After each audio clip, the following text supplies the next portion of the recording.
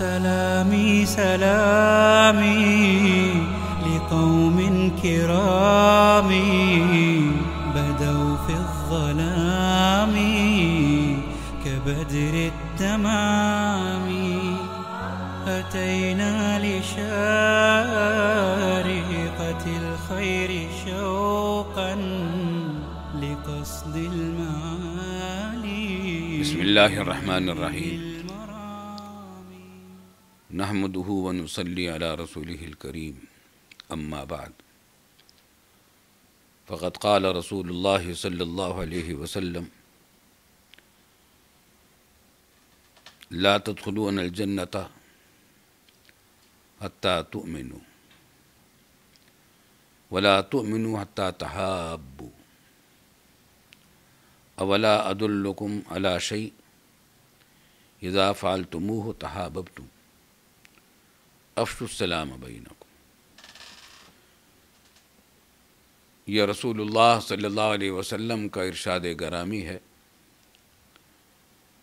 جو بہت ہی صحیح سند کے ساتھ امام مسلم رحمۃ اللہ علیہ نے اپنی کتاب صحیح مسلم میں روایت کیا ہے. حضرت ابو ہریرہ رضی اللہ تعالیٰ عنہ اس کے راوی ہیں کہ رسول اللہ صلی اللہ علیہ وسلم نے فرمایا کہ تم جنت میں داخل نہیں ہو سکتے جب تک کہ تم مومن نہ ہو. اگر مومن نہیں ہوگے تو جنت میں داخل نہیں ہوگے. یہ بات تو وہی ہے جو سب مسلمان جانتے ہیں. رسول اللہ صلی اللہ علیہ وسلم کا ارشاد ہے، قرآن کریم اور سنت نبویہ کی تعلیمات ہیں علی صاحب الصلاۃ والسلام. آگے فرمایا کہ وَلَا تُؤْمِنُوا حَتَّى تَحَابُّوا. یہ بھی بہت اہم جملہ ہے اور اس کی اہمیت اس وجہ سے زیادہ ہے کہ اس طرف لوگوں کا دھیان نہیں ہے. فرمایا کہ تم مومن نہیں ہو سکتے جب تک کہ تم آپس میں ایک دوسرے سے محبت نہ کرو. تو جنت میں داخل نہیں ہو سکتے ایمان کے بغیر، اور ایمان نہیں ہو سکتا آپس کی محبتوں کے بغیر.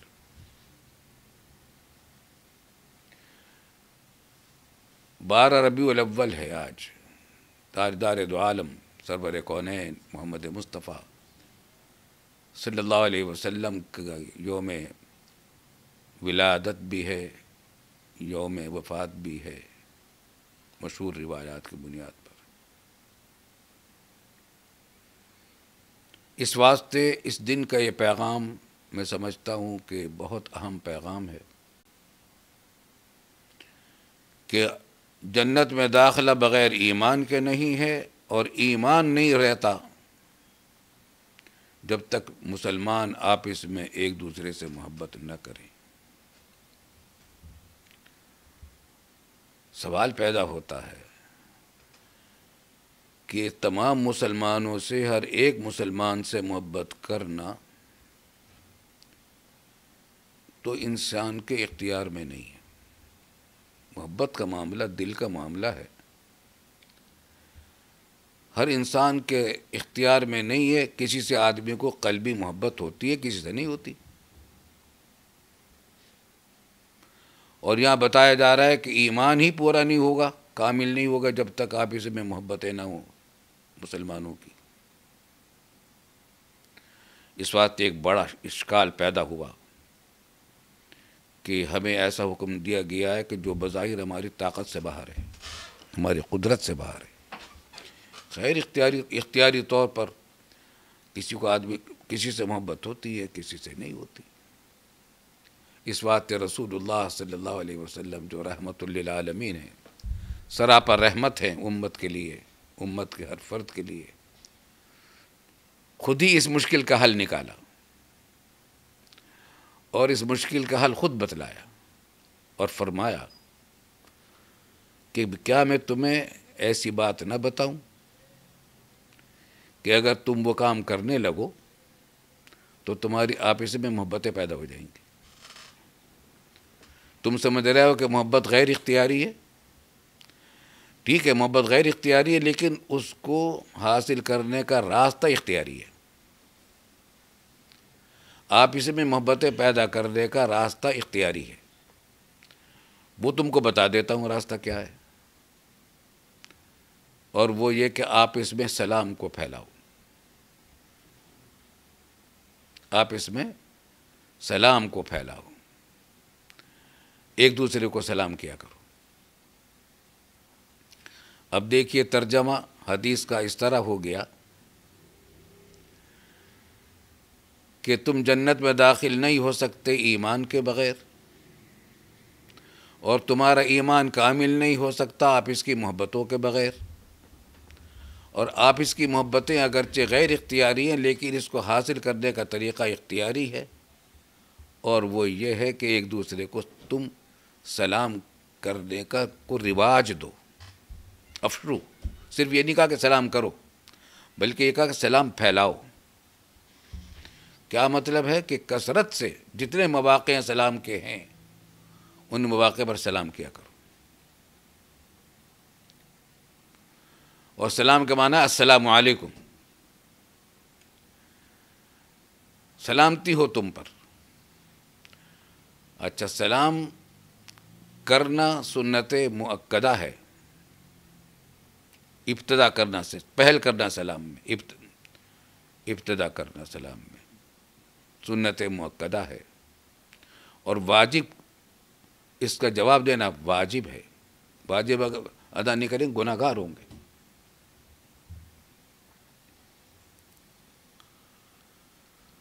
تو سلام کیا کرو، اور جب کوئی سلام کرے تو اس کا جواب دیا کرو. چنانچہ سلام کے سلسلے میں رسول اللہ صلی اللہ علیہ وسلم کی بہت احادیث ہیں. آپ کے اقوال بھی ہیں اور آپ کا عمل بھی ہے. www.darsequran.com. ایک اور حدیث میں جو بخاری شریف میں ابھی آئی ہے، مسلم شریف میں بھی، رسول اللہ صلی اللہ علیہ وسلم سے پوچھا گیا کہ اسلام کا سب سے اچھا عمل کون سا ہے جو اللہ کو سب سے زیادہ پسند ہو.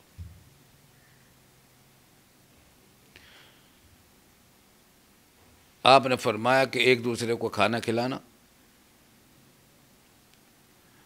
اور ایک دوسرے کو سلام کرنا، ان کو بھی جن کو تم پہچانتے ہو، ان کو بھی جن کو نہیں پہچانتے. قراءۃ السلام علی من عرفت ومن لم تعرف. سلام کرنا ان کو بھی جن کو پہچانتے ہو اور ان کو بھی جن کو نہیں پہچانتے، ان کو بھی سلام کرنا. معلوم ہوا کہ سلام کی سنت صرف یہ نہیں ہے کہ کوئی جان پہچان کا آدمی مل گیا تو سلام کر لیا، بلکہ سنت یہ ہے کہ جو بھی ملے سلام کرو. اور سلام میں پہل کرنے والے کو ثواب زیادہ ملتا ہے، جواب دینے والے کو بھی ثواب ملتا ہے، مگر اس درجے کا نہیں. تو سلام میں پہل کرنا اور زیادہ افضل ہے. اور چنانچہ قاعدہ بھی یہ ہے اسلامی شریعت کا کہ السلام قبل الکلام. جب بھی کوئی کسی سے بات کرنی ہو، کسی سے ملاقات ہوئی ہے، سب سے پہلا کام یہ کہ سلام کرو. ہر گفتگو بعد میں، مزاج بخیر ہے، خیریت سے ہیں، یہ سب باتیں بعد میں. سب سے پہلے السلام علیکم.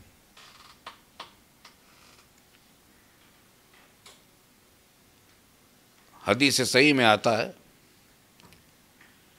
کہ حضرت عبداللہ بن عمر رضی اللہ تعالی عنہما، حضرت فاروق اعظم رضی اللہ تعالیٰ عنہ کے صاحبزادے، جلیل القدر صحابی ہیں خود بھی، ان کے شاگرد خاص کہتے ہیں کہ وہ بازار تشریف لے گئے، میں بھی ساتھ تھا. بازار میں گھوم پھر کر آگے جو بھی ملتا تھا سلام کرتے تھے. کسی دکان پر نہ روکے، نہ کسی چیز کا کوئی بھاؤ معلوم کیا، نہ کوئی چیز خریدے نہ فروخت کی، واپس آ گئے. البتہ جو بھی ملتا گیا سلام کرتے گئے. تو کہتے ہیں، شاگرد کہتے ہیں کہ میں نے عرض کی کہ آپ بازار تشریف لے گئے تھے، بازار کا تو کوئی بھی کام آپ نے نہیں کیا، حتیٰ کہ کسی چیز کی قیمت تک نہیں پوچھی، کسی دکان پر رکے بھی نہیں. فرمایا کہ ہم تو سلام کرنے گئے تھے مسلمانوں کو، کہ وہاں مسلمان بہت ہوتے ہیں، جو ملے گا سلام کریں گے۔ چنانچہ سلام کی بہت تاکید ہے۔ رسول اللہ صلی اللہ علیہ وسلم کی ایک عادت شریفہ بیان کی گئی کہ جب آپ کسی لوگوں کے پاس جاتے تھے تو 3 مرتبہ سلام کرتے تھے۔ اس کا ایک مطلب تو یہ بیان کیا گیا ہے کہ مثلا مجمع زیادہ ہے تو مجمع میں داخل ہوئے، ابتدائی حصے میں اس کے داخل ہوئے تو ان کو سلام کیا، پھر اور آگے بڑھے تو اور اب ان کو سلام کیا، اور آگے بڑھے تو ان کو سلام کیا، تاکہ سب کو سلام پہنچ جائے، آواز مل جائے، پہنچ جائے ان کی۔ اور ایک اس کا مطلب یہ بیان کیا گیا ہے کہ جب حضور صلی اللہ علیہ وسلم کسی سے ملنے جاتے تھے تو گھر میں آواز دینے کے لیے طریقہ یہ نہیں تھا کہ ہمارے ہاں تو گھنٹی بجانے کا رواج ہے، دروازے پہ دستک دینے کا رواج ہے۔ رسول اللہ صلی اللہ علیہ وسلم کی سنت یہی تھی، تعلیم بھی یہی تھی کہ کسی کے ہاں جاؤ تو اندر داخل ہونے کے لیے اجازت طلب کرو، السلام علیکم کہہ کر، السلام علیکم۔ اور جب اندر داخل ہو جاؤ تو پھر کہو السلام علیکم، اور جب واپس آنے لگو تو پھر کہو السلام علیکم۔ تو اس طریقے سے جہاں آپ تشریف لے جاتے تھے ان لوگوں کے پاس تو 3 مرتبہ سلام ہو جاتا تھا۔ ایک مطلب اس کا اور بھی ہے، اور وہ بھی دوسری احادیث سے ثابت ہے کہ حضور صلی اللہ علیہ وسلم نے ہدایت یہ کی تھی کہ اگر کسی سے تمہیں ملاقات کر دی ہے، جانا ہے اس کے گھر پر یا کسی گھر پر یا اس کی جہاں بھی وہ موجود ہے، تو دستک دینے کی بجائے ایک مرتبہ کہو السلام علیکم، جواب آ جائے تو ٹھیک ہے، پھر جواب نہ آیا تو دوبارہ کہو السلام علیکم، پھر بھی جواب نہ آئے تو پھر کہو تیسری مرتبہ السلام علیکم، پھر بھی جواب نہ آئے تو واپس چلے جاؤ، پھر اصرار نہ کرو۔ یہ علامت اس بات کی ہے کہ یا تو گھر والے موجود نہیں ہیں یا وہ اس وقت اس پوزیشن میں نہیں کہ وہ آپ سے ملاقات کر سکیں۔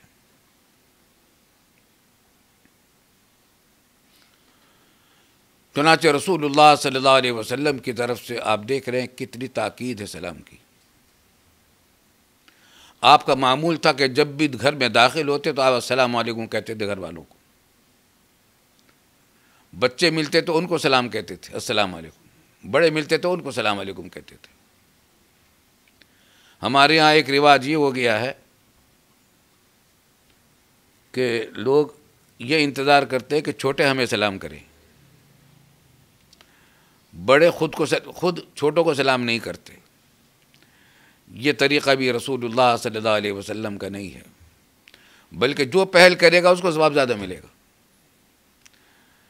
آپ افسر ہیں، آفس میں جاتے ہیں، سب آپ کے ماتحت ہیں، اس انتظار میں نہ رہیں کہ وہ آپ کو سلام کریں گے، آپ السلام علیکم کریں، وہ سلام کا جواب دیں گے۔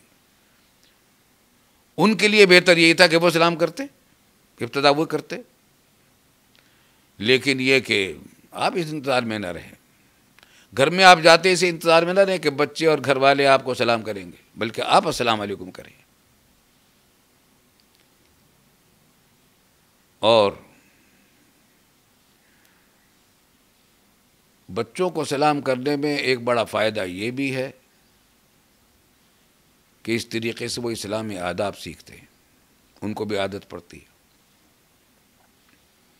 چنانچہ ہم اپنے بچوں کو سلام کرتے ہیں، یہ کم ہم کہتے ہیں کہ تم سلام کرو، ہم ان کو السلام علیکم کہتے ہیں، تو رفتہ رفتہ ان کو عادت پڑ جاتی ہے السلام علیکم کہنے کی۔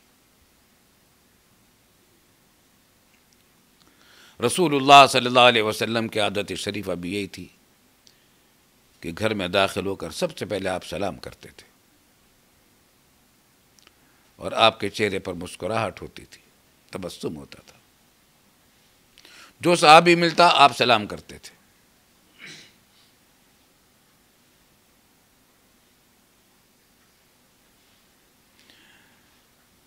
علماء نے یہاں تک لکھا ہے مسئلہ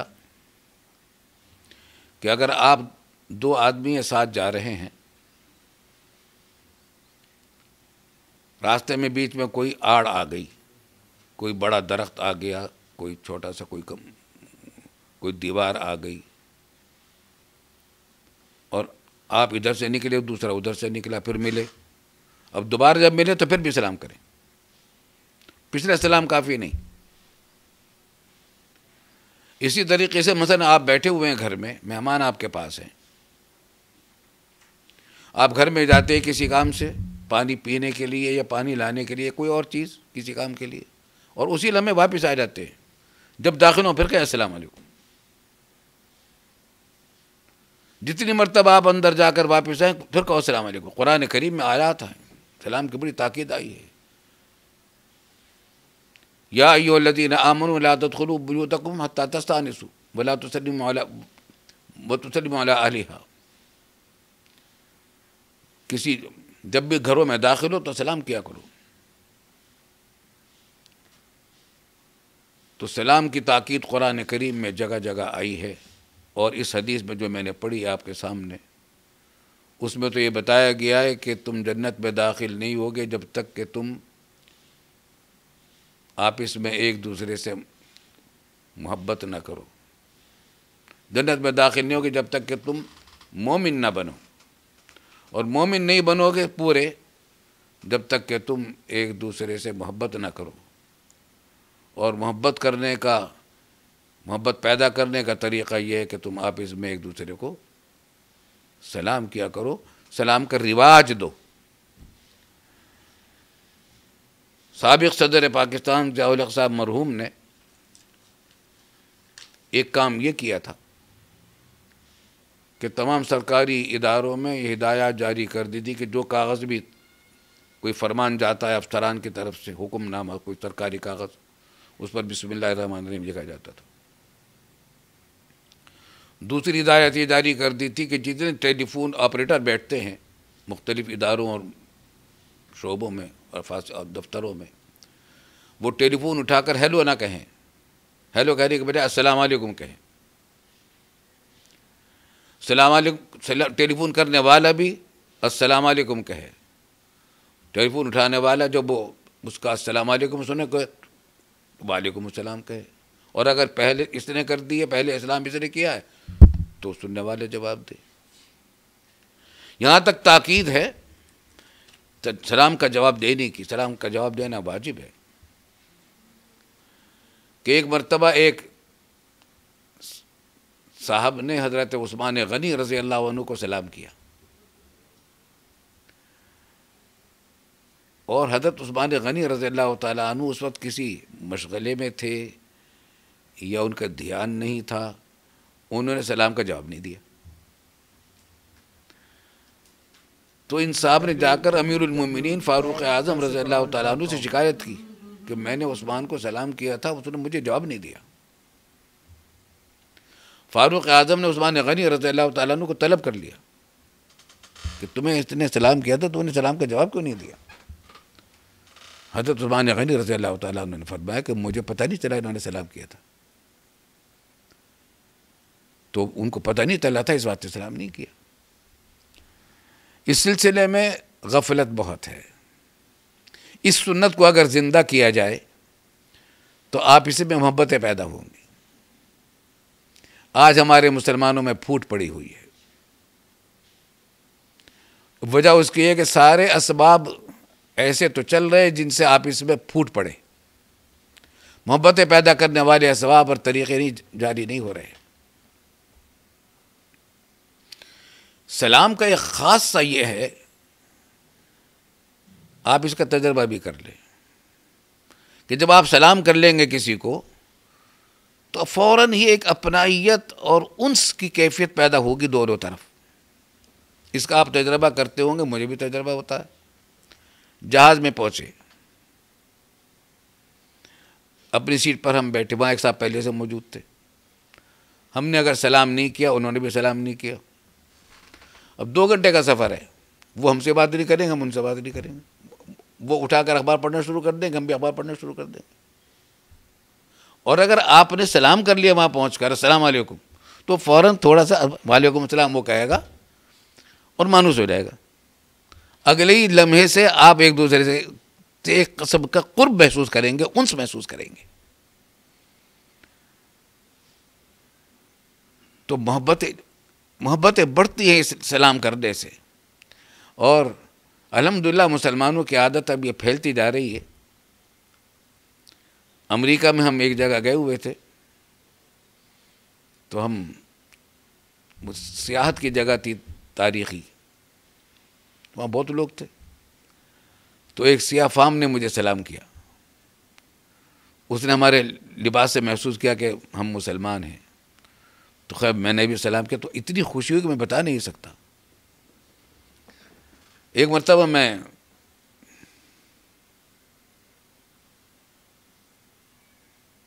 یہ برابر کیا ہے، یہ چھوٹا سا ملک ہے ہندوستان کے برابر میں، نیپال. ایک رات کے لیے یا 2 رات کے لیے میں اکیلا تھا.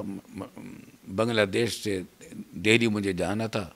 1-2 دن کے لیے میں نیپال میں رکا، اکیلا تھا. تو خیر میں نے جانے سے پہلے پوچھ لیا تو بھائی ڈھاکہ میں کہ وہاں مسلمانوں کے ہوٹل ہوتے ہیں یا نہیں ہوتے، اور مسجد ہوتی ہے نہیں. تو انہوں نے میرے لوگوں کو بتا دیا تھا. ہم نے ہوٹل بھی ایسی جگہ لیا کہ وہاں سے مسجد غالباً قریب تھی. اب میں جب نکلا تو مسجد کو بھی تلاش کرنی، مسجد بھی تلاش کرنی تھی اور ہوٹل بھی تلاش کرنا تھا کہیں حلال کھانا ملے. سمجھ میں نہیں آ رہا تھا کس سے پوچھیں. تو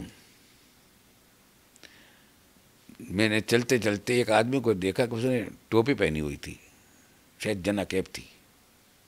میں نے اس کو السلام علیکم کہا. بس وہ تو دروازے کھل گئے محبت کے. وہ بہت تیزی سے جا رہے تھے، وہ لوٹ کے آئے، مصافحہ کیا اور کہا کہ آپ کہاں سے آئے ہیں؟ فلاں جگہ سے، کراچی سے، پاکستان. میں بھی پاکستان کا رہنے والا ہوں. اور خیریت سے آپ کب آئے؟ میں نے بتایا.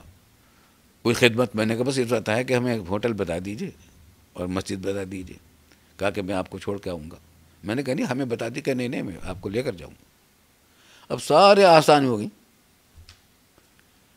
ایک مرتبہ انگلینڈ سے، لندن سے ہم بائی ٹرین پیرس گئے. برفباری لندن میں بھی ہو رہی تھی، پیرس میں بھی ہو رہی تھی. اور وہ نئی لائن اسی زمانے میں نئی شروع ہوئی تھی، زیر سمندر کے زمین نیچے سے چلتی ہے ریل. 3 گھنٹے میں ہم وہاں پہنچ گئے. تو خیر وہ جو ہمارے انہوں نے ہمیں چلنا، وہاں کے انتظامیہ نے ریلوے اسٹیشن کی ہم سے پوچھا تھا کہ آپ کو وہاں کسی لوڈر کی ضرورت ہوگی؟ ہم نے کہا کہ ضرورت ہوگی. کہا کہ ہم فیکس کے ذریعے سے لوڈر کو اطلاع کر دیتے، وہ آپ کو سامان اتروا دے گا گاڑی سے. چنانچہ جیسے ہم نے اپنا دروازہ کھولا تو سامنے ایک ٹرالی لیے ہوئے کھڑا ہوا تھا ایک آدمی. اور اس نے کہا مسٹر عثمانی؟ میں نے کہا ہاں. ٹھیک ہے. اور اس کے ہاتھ میں فیکس تھا، اور وہ سامان اس نے اتارا اور اس میں لے گیا. تو جب وہ سامان لے کر چل رہا تھا ادھر بات جانے کے لیے، تو مجھ سے کہتا السلام علیکم. مجھے بڑی خوشی ہوئی. میں نے کہا وعلیکم السلام. Are you Muslim? کہ ہاں میں پرتگیز کا ہوں، مسلمان ہوں. آپ اندازہ نہیں کر سکتے ایسے مواقع میں جب السلام علیکم کا کلمہ سننے میں آتا ہے اس سے کیسی راحت ملتی ہے. تو اسلام نے مسلمانوں میں اتحاد اور اتفاق کی تعلیم تو دی ہے، لیکن اس کے راستے بھی بتلائے اور نا اتفاقی کو حرام قرار دیا. بدترین حراموں میں سے ایک حرام یہ ہے مسلمانوں میں پھوٹ ڈالنا. اور آپس میں محبت قائم کرنا دین کا بڑا اہم حصہ ہے. شریعت کا ایک قاعدہ ہے، ایک مزاج ہے، جب کوئی بڑا گناہ کبیرہ ہوتا ہے تو اس کی روک تھام کے لیے بہت دور سے انتظامات کیے جاتے ہیں، احکام دیے جاتے ہیں۔ زنا گناہ کبیرہ ہے، اسے روکنے کے لیے حکم دیا گیا کہ نامحرموں کو اپنی نظریں نیچے رکھنی چاہیے، نامحرم کو نہ دیکھیں، ہاتھ سے نہ چھوئیں، بے تکلف تنہائی میں ان کے ساتھ ملاقات نہ کریں۔ خواتین کو حکم دیا گیا کہ وہ اپنے آپ کو حجاب میں رکھیں، ان کے مشاغل گھر میں رکھے گئے، مردوں کے مشاغل باہر رکھے گئے۔ نکاح کی ہدایات رکھی گئی اور نکاح کا طریقہ ایسا آسان رکھا گیا کہ کوئی مشکلات اس میں نہیں ہو۔ تو مشکلات تو ہم نے اپنے ہاں رسموں نے پیدا کر دی ہے، ورنہ نکاح کرنا کوئی مشکل کام نہیں، 1 گھنٹے میں، آدھا پونا گھنٹے میں نکاح آسانی سے ہو جاتا ہے۔ وہ تو رسمیں لوگوں نے اپنی طرف سے ایجاد کر لی ہے۔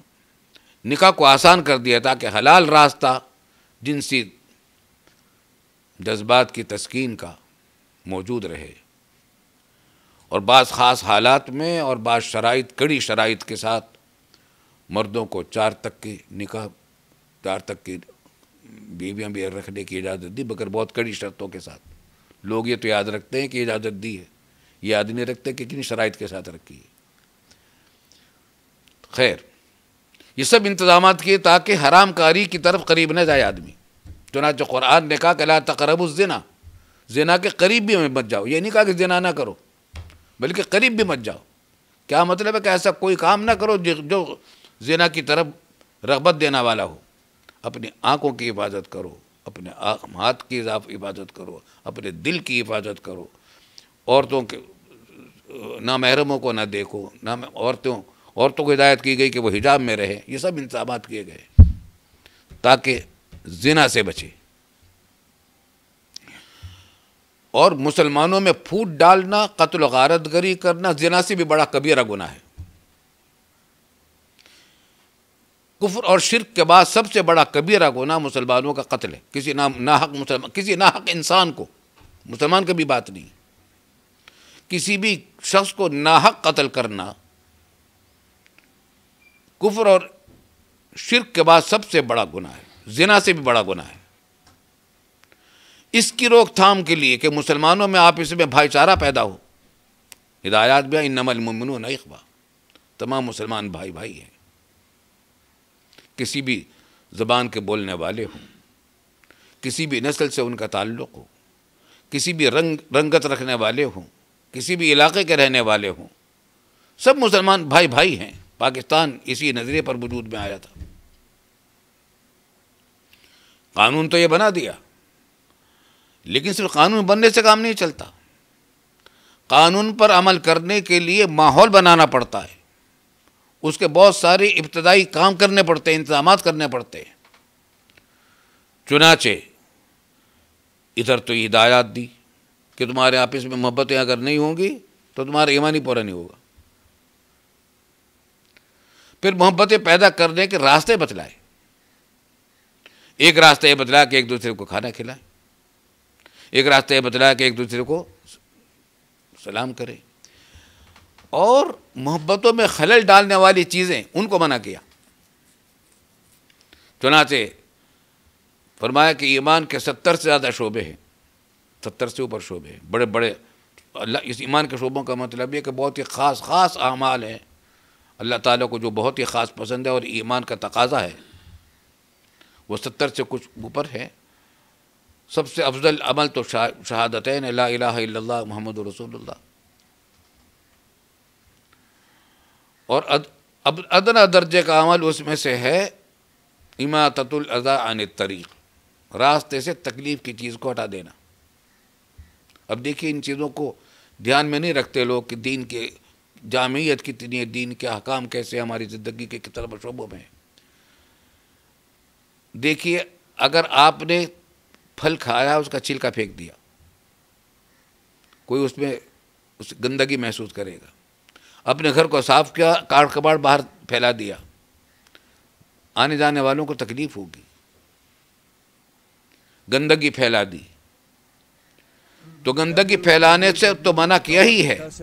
چنانچہ حدیث میں آتا ہے کہ اپنے گھروں کے ارد گرد کو صاف رکھو اور یہودیوں کی مشابہت نہ اختیار کرو. اس زمانے میں یہودی یہ کرتے تھے، عہد رسالت کے زمانے میں، حضور صلی اللہ علیہ وسلم کے زمانے میں، کہ اپنے گھروں کو صاف کر دیتے اور آڑ کباڑ باہر پھیلا دیتے تھے. تو اپنے گھروں کو صاف کرنا کافی نہیں، بلکہ گھر کے ارد گرد کو بھی صاف رکھو، باہر کباڑ نہ پھیلاؤ، دوسروں کو تکلیف پہنچے گی. اماطۃ الاذی عن الطریق، بلکہ یہ کہ اگر کسی نے اور نے ڈال دیے کوئی چیز گندگی کی، ایسی چیز جس سے دوسروں کو تکلیف پہنچتی ہے، اس کو بھی صاف کرو، اس کو بھی ہٹاؤ. یہ ایمان کا تقاضا ہے. دیکھیے اگر اماطۃ الاذی عن الطریق کی جائے گی، اس سے محبتیں بڑھیں گی. ایک حدیث میں آتا ہے کہ ایک شخص کی مغفرت اسی بات پر ہو گئی کہ اس نے ایک کانٹے دار شاخ تھی جو راستے میں لٹکی ہوئی تھی، اس سے تکلیف پہنچتی تھی لوگوں کو، اس کو کاٹ دیا، اسی پر مغفرت ہو گئی اس کی. تو جب آدمی اہتمام کرے گا کہ راستے میں کوئی تکلیف کی چیز اگر کسی کے راستے میں پڑی ہوئی ہے اس کو ہٹا دے، اس سے بھی آپس میں محبتیں بڑھیں گی. اور محبتیں ختم کرنے والی جو چیز تھی وہ اس کا ازالہ ہوگا. اور آگے چلا معاملہ، اور وہ یہ کہ نفرتیں اور دشمنیاں پیدا جو ہوتی ہیں، اس کی بنیاد چلتی ہے کہاں سے؟ کہ آپ کی طرف سے دوسرے کو ادنا تکلیف پہنچے، کوئی زبان سے یا ہاتھ سے. قانون نے بتا دیا کہ المسلم من سلم المسلمون من لسانہ ویدہ، مسلمان وہ ہوتا ہے جس کے زبان اور ہاتھ سے دوسروں کو تکلیف نہ پہنچے. تو دیکھیے محبتیں بڑھانے والی کام بتائے کہ وہ کام کرو، محبتیں بڑھیں گی.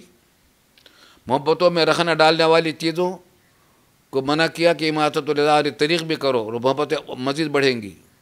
اور راستے میں دوسروں کو کی تکلیف کی چیزیں نہ پھیلاؤ. اور آگے قانون بنا دیا پوری زندگی کے معاشرے کا کہ جہاں کہیں بھی ہو اس بات کا لحاظ رکھو کہ دوسرے کو تم سے تکلیف نہ پہنچے. حتیٰ کہ اس میں تو غیر مسلموں کو تکلیف پہنچانا بھی جائز نہیں. تو خوب سمجھ لیجئے کہ حضور صلی اللہ علیہ وسلم کا جو یہ ارشاد ہے سلام پھیلانے کا، یہ بھی ایک بہت بڑا ذریعہ ہے محبتیں پھیلانے کا، محبتیں بڑھانے کا.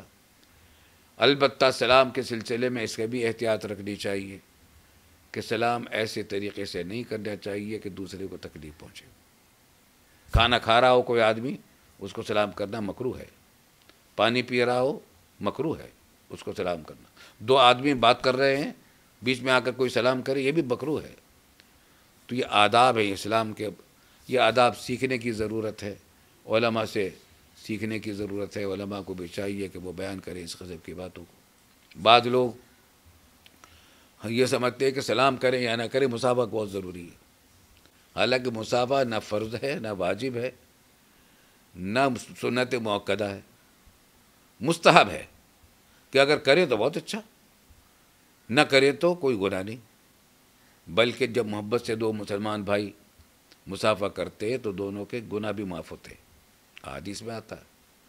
لیکن اس میں بھی شرط ہے کہ مصافحہ اس شرط کے ساتھ ہو کہ اس کو تکلیف نہ پہنچے.